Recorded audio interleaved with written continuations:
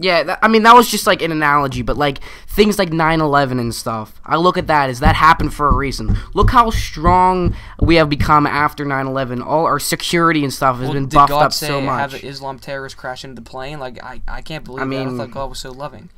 Those people don't believe in God, though. Well, yeah, they did. They do. They believe in a different God, though, in my opinion. I believe that they believe in their own figurative God that told them to do that. The terrorist group is there. They told them, the God told them to crash into the planes, into the... Well, do you believe that their God told them to do that? I believe there's one God, and that is not the God that from the Bible and stuff that told them to crash and kill Americans for no reason. If you well, that was the Quran. But what makes your God any more better than their God? The only reason is because it's your personal bias. Because you were raised with it. If you were raised Muslim or in the Islam religion, then you would believe that your God's better than our God. But the Muslim and the Islamic God, they don't tell them to kill Americans. I believe those people were radicals. They blow things way out of proportion. Like, the Islamic culture is not to kill Americans. No, that's not the point I'm trying to make. The point I'm trying to make is, do you think your God's better than their God just because it's your God? I believe that God in the Bible and in their religion, there's all one God, but we all interpret him one way. There's one God out there, but everything that is from the past and stuff, we all interpret it one way, and that's how we have developed different religions, is because that one God, we interpret different things from them. And I don't know, I believe, this is my opinion, this is how I think we have all of these different religions, and we're all Christians, but we all have different religions, and we have slightly different things that we believe in. And well, you can't say that, because there's all kinds of stuff. There's all, like, Indian kind of stuff, and there's, you know, like religions like the Greeks, and that all died off within thousands of years. Like, I think the stuff that's around now will be gone in the next couple thousands of years. Yeah, I don't know. It's such a hard topic to talk about. It's because there's no proof. There's not that great of proof for the other side of how the world came about and how it was created. Of course, there's a scientific proof, but it's still a theory. It's not totally proven. It's not accepted by everyone. And yeah, it is. I'm sorry. It's a theory. It's not accept. It's not. They don't have exact facts. Did you ever look at the definition of a theory? A theory is believed by some people, but not believed by everybody. It's believed by 99.9% of people, but the people that don't want to believe it are the people that are religious. They don't have all of the information at the time to prove that that's exactly what happened. It's a theory. That's what they think happened. A theory is something that you think happened. Well, it's pretty... I mean, they have facts and stuff to prove it, but I think that there's, like, a mix. Like, I don't know. There's a God out there that proved that wanted this to happen, and it was a mix between the Big Bang happening. Like, what are the chances of something like that happening, and then creation and turning into humans from monkeys and stuff, and I don't know. It's just a hard topic to really defend when there's no proof, but it's just something you have to believe in or not. And I'll let you wrap it up, Hunter, because we're approaching 11 minutes here on my thing. And no, I told you it's gonna be a long one, but I'm not done at all, really. What do you think about evolution? I mean, I feel like it's too far out there to happen. Like, it's... Well, hang on, wait. Before you say this, there is 100% undeniable, there's proof, 100%, there's proof that it's real. And people still deny it because they have their own personal bias, because they believe what they want to believe, which goes back to my point that I made before, that people are going to believe what they want to believe. If you want to believe in God, they're going to deny everything that goes against their, quotation marks, God. So if something comes out like evolution, you know, how we evolved from monkeys, which our DNA is 99.99% the same, and how the birds of the same species evolved in Darwin's theory and things of that nature, we learned about a couple years ago, you know. But I just want to know what your opinions are on that when there's 100% undeniable proof of that and people still deny it. And people, I was watching, I've kind of been prepared for this. I've been like watching a bunch of videos on, you know, like evolution and stuff. But the thing is, like, some people think that still believe in God, that they think the Earth is still 6,000 years old and dinosaurs never existed. Now, do you believe in dinosaurs? Yeah. I believe that they walked this earth before. Yeah, and obviously the Bible doesn't explain that, but the thing is, you know, there's so many things that science has proven and the Bible hasn't said nothing about, which also makes me, you know, doubt certain things, because obviously the earth is not 6,000 years old. It's, what, 4.5 billion years old, I think it is?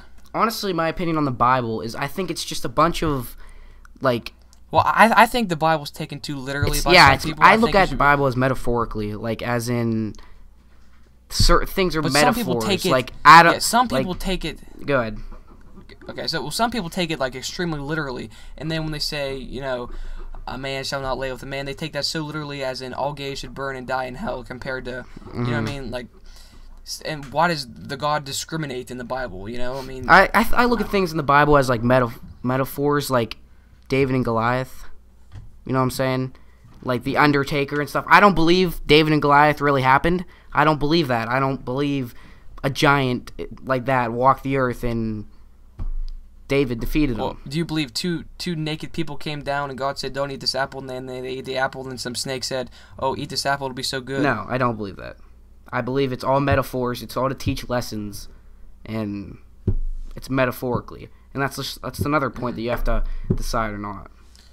And like, as you said in the very beginning of the commentary, how so many people believe that, which goes back to my other point, was saying, well, so many people want to believe that. People don't want to feel empty inside. People want to have hope. I mean, my next question is like, would you rather have false hope or no hope at all? Like, you know what I mean? Like, I'd rather accept the truth and move on and live life to the fullest, compared to have false hope and in the end be like, oh shit, what the hell was I doing with my life? Definitely. I definitely agree with everything you said right there. I would rather have the truth told and not believe in something that's not real. That's why I believe in religion, because I truly believe it's there. I would not believe in it if I don't actually believe in it. Okay, but my last point here, I'm a Catholic, and I completely, 100% reject the church. First of all, in South Africa, how they denied all the Africans of condoms because contraception is illegal or looked down upon in the Bible. And so this caused, now there's an outbreak of AIDS in Africa because the Catholic Church decided, oh, it's unholy to give these Africans, contraception in the form of, condoms or things of that nature. But also I think something so good can be so bad. The most cause of deaths ever recorded, or the most causes of all wars is obviously it's religion, because as much good as it does for people, I think most people have their own God that they want to believe in and things of that nature. And the last thing I want to make is the Catholic Church is so, it's like a dictatorship almost, because we have a pope. He's like almost like the king, and I think if I believed, or as hopefully you believe the same thing, as all people are on the same playing field, just because you have a higher status in humans, like you have a higher status of above, like metaphorically a higher status above another human in the form of religion. I don't think the Pope has a direct line to God. That's not true. I think everybody, if you want to believe in that, I think that everybody's on the equal playing field and you have the same rights as anybody else. But I don't think when religion starts to interfere with people's rights and people's and when it causes so much death, that's when I think it becomes a problem. So I'll let you wrap it up, Landslide. It's almost 15 minutes long. He pretty much covered everything right there. I totally agree with everything you say right there. The church is becoming like a government kind of ordeal, and I don't think it should be like that. Everybody's equal. I actually said that in my statement of faith, which is kind of funny. Oh, you brought that up. I said, like, when you go to church, everybody's equal and everybody is... one more second. I gotta say one more thing. Keep going. No, wait, what? I'm good. Good. Okay, go. Okay, well, I think most people go to church for the wrong reasons. I think the bad people need to be in church, not the good people that have their lives together and are just going there to show off their best Sunday dress clothes. I think the people that are out of jail and the people that actually need it need to be there, not the people that are... It shouldn't be a social hour. You know what I mean? It shouldn't be everybody hunky-dory. I think it should be the people that need to be there, and the people that just want to show off their best clothes. I think some people go to church for the wrong reasons, which I've seen in my personal life, how, some people aren't there for the right reasons. They're just there to have like an ego almost of everybody looking at them with a high respect. Oh, what a nice Christian woman she is. She goes to church every Sunday. Well, you don't know what she's doing at home, Yeah, I totally agree with you, and I'm going to wrap it up. Your last statement, okay. But like you said, I'm going to respond to that real quickly.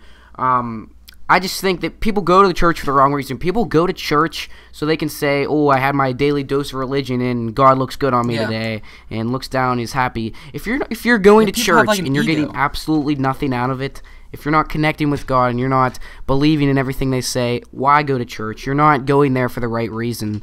And I just think that, like you said, people are going for the wrong reasons.